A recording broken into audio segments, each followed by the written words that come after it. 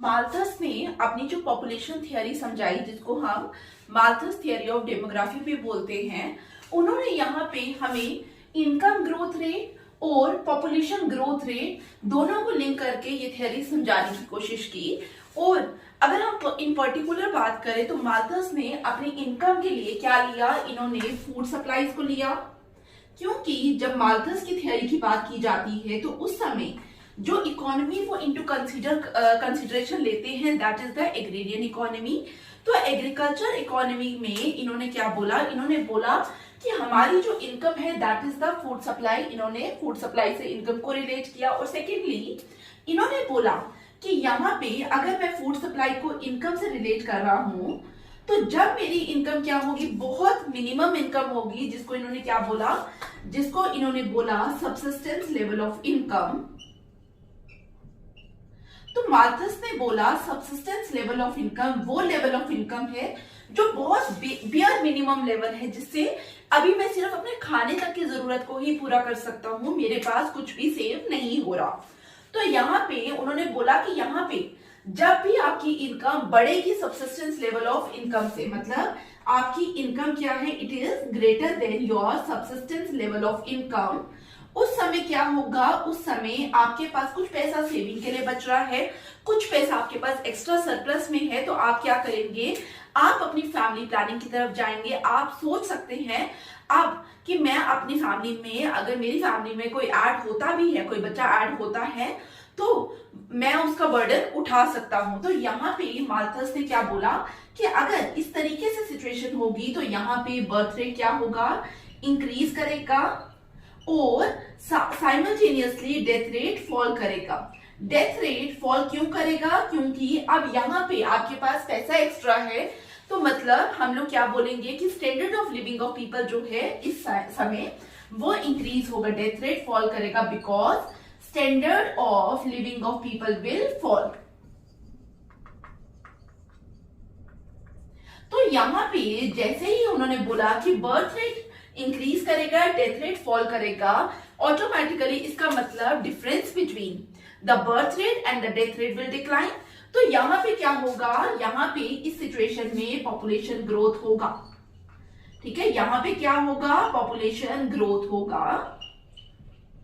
और इसी तरीके से माल्थस ने बोला कि जब भी क्या होगा, जब भी आपकी इनकम लेस देन होगी सब्सिस्टेंस लेवल ऑफ इनकम से, इनकम लेस देन होगी सब्सिस्टेंस लेवल ऑफ इनकम से, उस समय क्या होगा, उस समय इसका रिवर्स होगा, बर्थ रेट आपका फॉल करेगा और डेथ रेट आपका क्या करेगा, इंक्रीज करेगा।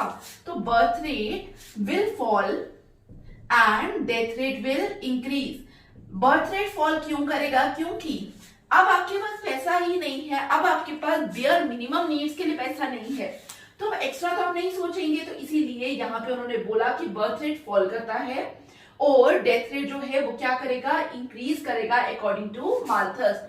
तो यहाँ पे ओवरऑल जो लिंकेज है दैट इज विद इनकम। आपको बेसिक तो आई होप समझ आ गया होगा। अब इसी चीज को मैं आपको डायग्राम की हेल्प से समझाने की कोशिश करूंगी।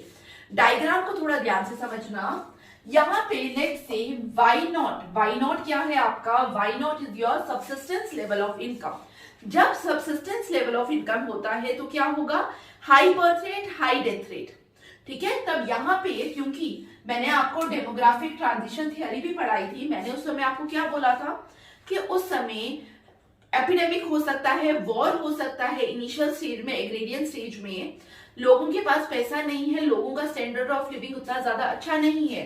तो यहाँ पे अगर लोगों का बर्थ हो भी रहा है तो वो सरवाइव नहीं कर पा रहे। ठीक है, तो यहाँ पे प्लीज कंफ्यूज मत होना इस हाई बर्थ रेट और इस बर्थ रेट में। ठीक है, प्लीज इन दोनों चीजों को इंटर रिलेट मत करना। आपको ये पॉइंट जब आप डेमोग्राफिक ट्रांजिशन थियरी पढ़ते हैं तो आप वहां से लिंक कर पा रहे होंगे।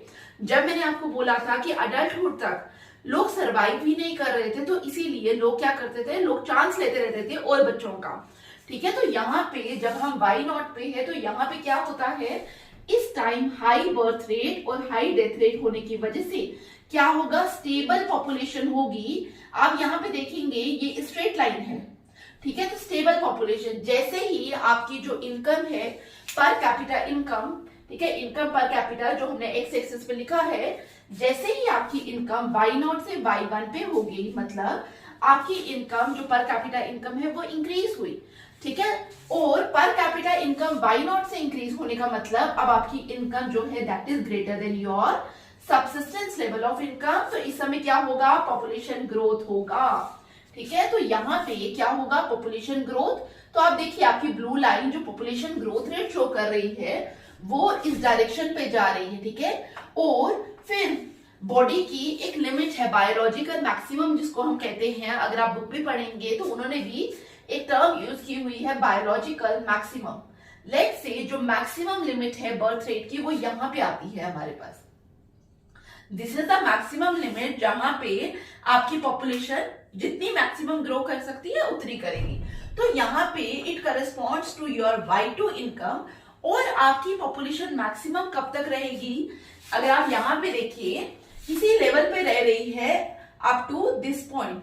ये कब तक रहेगी, जब तक आपकी पॉपुलेशन इंक्रीज कर रही है। अगर आप यहाँ पे देखेंगे डायग्राम में तो आपको देखने को मिल रहा होगा कि यहाँ पे हमारी जो इनकम है वो ग्रो कर रही है, इनकम ग्रो कर रही है टिल दिस पॉइंट, ठीक है, क्योंकि ये दोनों बेस लेवल तो सेम है। तो यहां तक क्या होगा, माल्थस ने बोला कि इस पॉइंट तक क्या होने वाला है, इस पॉइंट तक आपकी जो पॉपुलेशन है वो मैक्सिमम रहेगी, आप स्टेबल पॉपुलेशन देख पा रहे होंगे। जैसे ही फर्दर आपकी इनकम ग्रोथ रेट में डिक्लाइन दिखेगा, रेड लाइन में नीचे आए हम, तो आपका पॉपुलेशन में भी डिक्लाइन दिखेगा, ये माल्थस ने बताया। और इसी को काफी इकोनॉमिस्ट लेटर ऑन, काफी इकोनॉमिस्ट ने इसको क्या कहा, माल्थसियन डेमोग्राफिक ट्रैप। क्लियर। तो ये आपका माल्थस की थियरी थी। अगर आपको कंप्लीट वीडियो चाहिए तो मेरे YouTube channel economics with Deepti में जाइए, वहां पे आपको मिल जाएगी। Thank you, see you in the next class.